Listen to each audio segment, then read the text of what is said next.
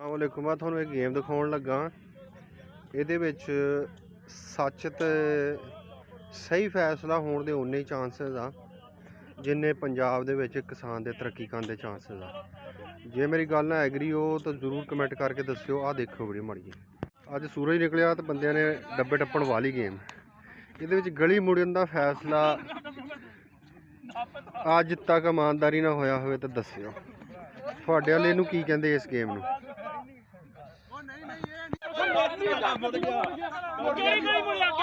ਆ ਲੋ ਹਲੇ ਗੱਲ ਕਹੀ ਹੈ ਤੇ ਗਲੀ ਮੁੜੇ ਦਾ ਰੌਲਾ ਪੈ ਗਿਆ।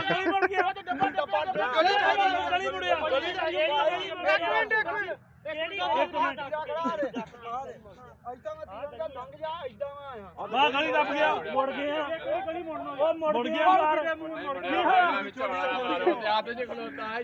ਮੁੜਨੀ ਤੇ ਤੁਹਾਡੇ ਪਿਓ ਨੇ ਉਹ ਗਲੀ ਆ ਕਿੱਥੇ ਮੁੜ ਗਿਆ, ਐਵੇਂ ਮਾਰੀ ਜਾਂਦਾ ਮੁੜ ਗਿਆ।